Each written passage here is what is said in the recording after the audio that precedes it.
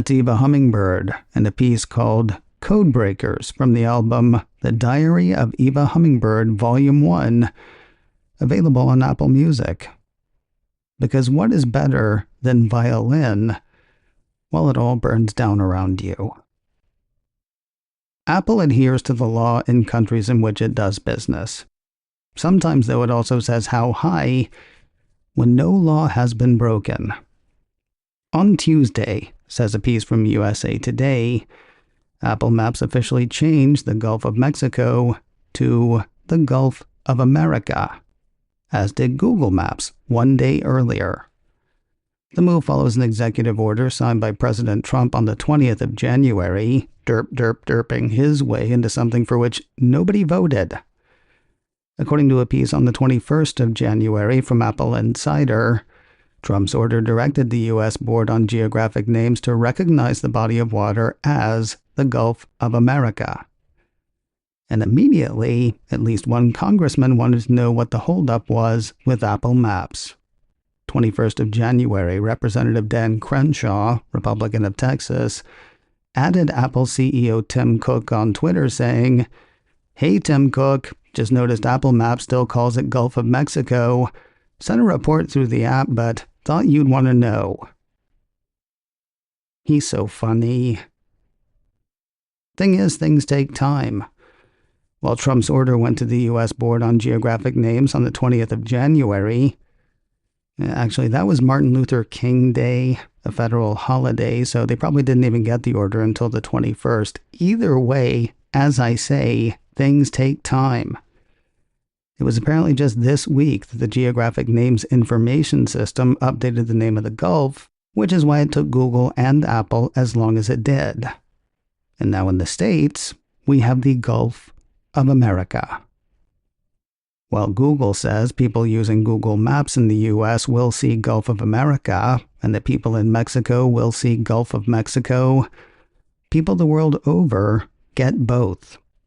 Everyone else will see both names, according to Google, which may not be the path Apple is following. In a piece posted Tuesday, Bloomberg's Mark Gurman said Apple is making the change Tuesday for customers in the U.S., but said it would soon roll out the shift for all users globally.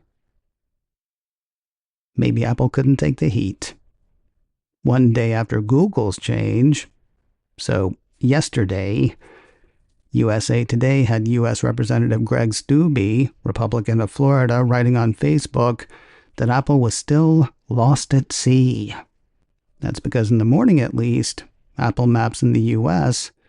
still said Gulf of Mexico. Hey, remember when Republicans thought business should just be allowed to operate the way business wanted to? Thought business should be free from meddling from Washington, D.C.? What a difference a despot makes. Of course, as I have always pointed out, Apple adheres to the law in countries in which it does business. But they could have left it Gulf of Mexico and not broken any law, because they can put whatever they want on the map. I mean, probably not really, but within reason it seems. Back to the Apple Insider piece on the 21st of January. Even if the U.S. Board of Geographic Names standardizes the Gulf of America, it only has authority over U.S. federal uses.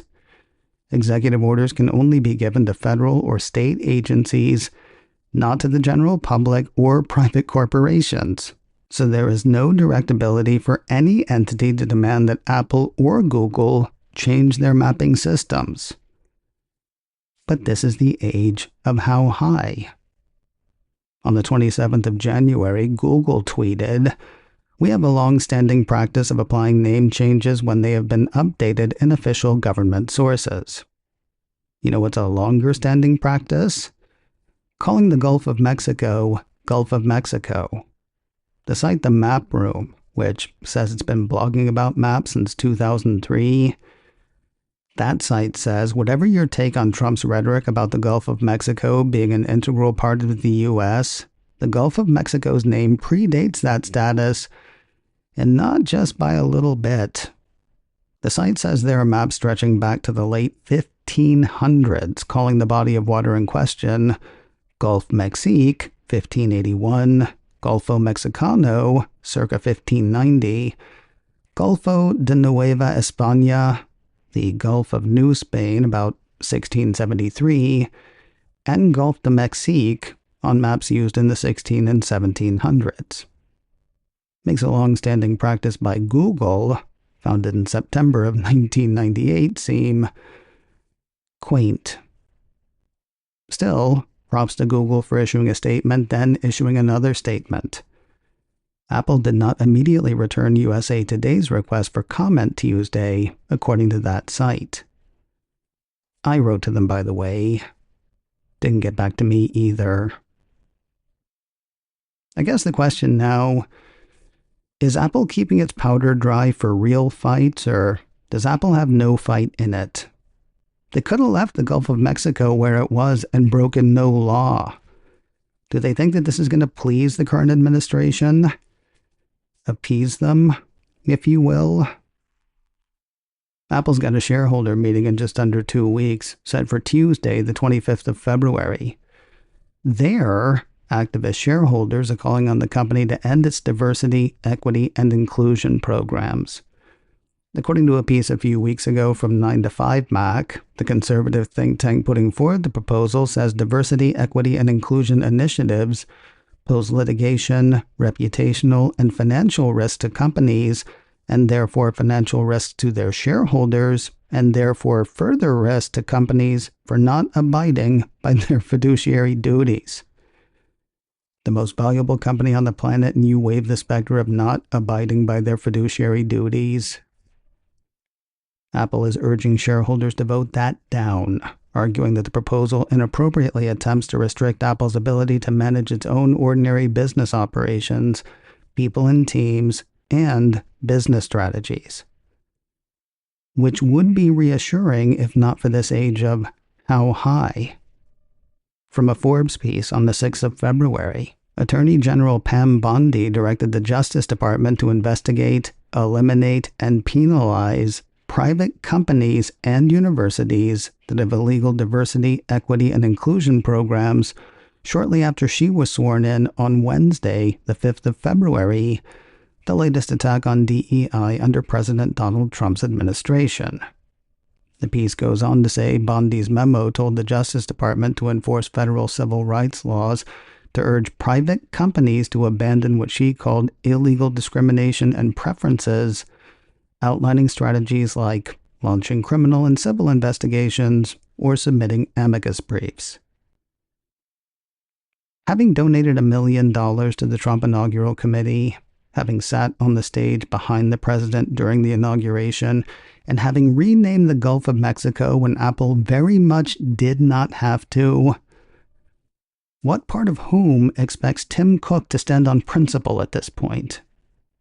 At least he kept Apple out of the first two. Of course, it's easy for me. I'm poor. Not a pot to piss in. If only I owned lots of hotels and golf courses, or maybe a car company and a social network. Maybe then I would understand how difficult life really is. The last time I dared to open my mouth on something political on macOS Ken, I was told by more than one person that I should start a political show with all the other Soros-backed, America-hating podcasters. One said he had been listening to me for years, then suggested I get a real job. After listening to me for years,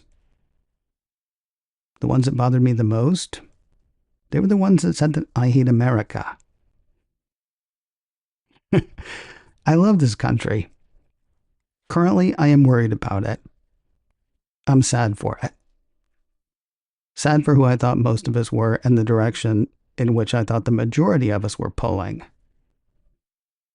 And I'm pretty sure it could survive having the Gulf of Mexico stay the Gulf of Mexico. But can it be who it was without it? And now, more fiddle music.